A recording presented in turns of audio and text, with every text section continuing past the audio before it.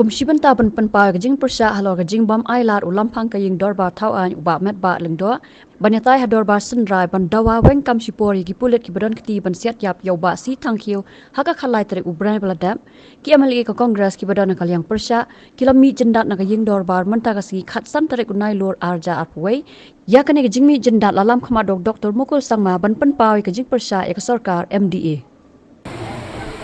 Friends, today the opposition had to walk out from the house to demonstrate our anguish and our lack of confidence on the government, the MDA government. You will recall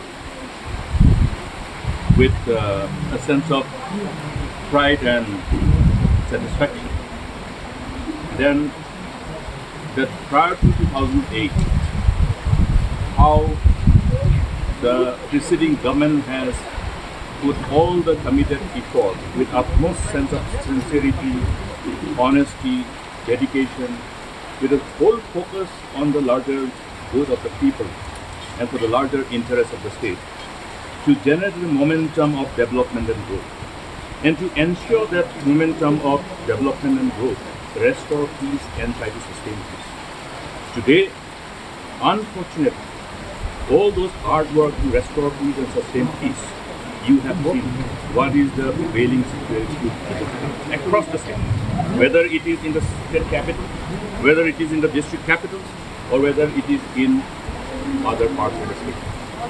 The sense of insecurity prevailing, the whole instances of lawlessness, again reappearing in the state, threatening the hard-earned peace, which should have been sustained with a committed effort of the government.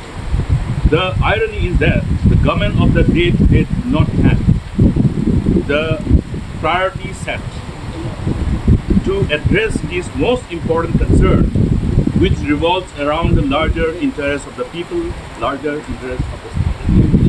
And today, as the opposition wanted, the response of the government and the correct stand of the government in order to instill confidence and trust among the citizens of the state, we found that the government was completely trying to stonewall such discussion, prevent such discussion in the August House. You will appreciate the fact that in our vibrant democracy, when we are in session, it is the best platform where the elected representatives are able to articulate the concerns of the people, the issues which is confronting our people on a daily basis, the issues which pose challenges towards our collective intent of joining hands in the whole story of progress and growth of the state. But as you saw today, as you witness, that the government is completely insensitive. They are probably not concerned about the need to understand the ground reality. They're completely disconnected from the ground reality as to what is happening in ground zero, and the outcome, the fallout is visible, palpable everywhere. Yesterday you have carried news regarding gunning down of one young boy with sophisticated weapon just in the suburbs of Chura. And just yesterday I was also sharing our concern about the regrouping of various youth and new youth joining some of the new militant outfits, being supported by many of the existing insurgent outfits of the region. What do all these developments that has unfolded in the preceding months, preceding years, therefore, friends, today as we wanted the government's attention and to urge upon government to take course correction so that we are able to decide on wherever it was necessary for government to reconsider whatever decision they have taken. We have seen from the day one, after the unfortunate incident on the 13th of August and subsequently after 15th of August, how the Chief Minister himself has been adamant on his stand because he is disconnected with the ground realities and because he is disconnected with the kind of usual the administrative prudence which one has to resort to in addressing this kind of sensitive issues. Now, when we have discussed about this issue yesterday, well, you have heard how the government stand was. But today, the issue which was tabled by the honorable member from Meghalaya, our colleague, P.T. Sorkar, was that based on what is doable as per the administrative prudence to demand and ensure complete independence of the inquiry that has been ordered. Now, how can the government say or be adamant in having this stand that taking action against the alleged senior officers who are involved in the alleged back encounter, suspending them to facilitate free and fair inquiry can be part and parcel of the fact which can be interpreted as sub judice in the floor of the House. Therefore, we only could interpret that the government was hell-bent on not responding to the sentiments of the people, to the ground realities, and act upon to ensure the justice that the voice of the people are asking for. So we condemn the attitude of this government, and with this, the opposition decided to walk out. See, the details of the background, I don't have.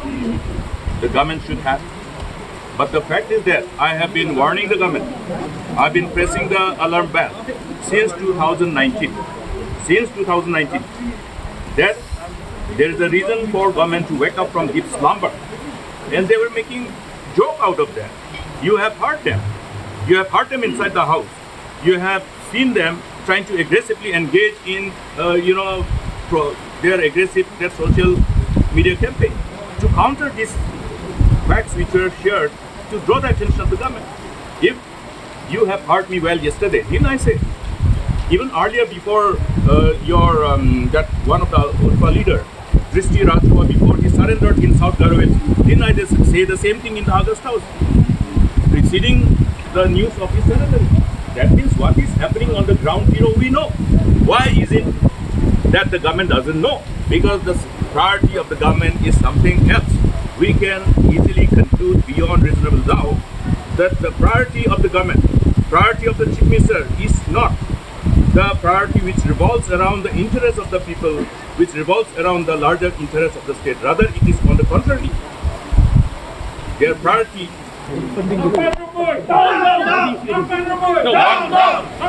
What is the reason for the government and the Chief Minister to be hell-bent on protecting the senior officers? How does it help the state? And how does it affect the process of inquiry?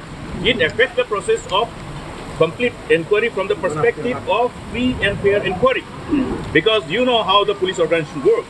When senior officers, when the point of finger is being pointed towards the senior officers, there are expected line of the course of investigation which will involve interrogation of junior officers, their subordinates. Will the subordinate police officers speak against the senior officers? Let us be very clear.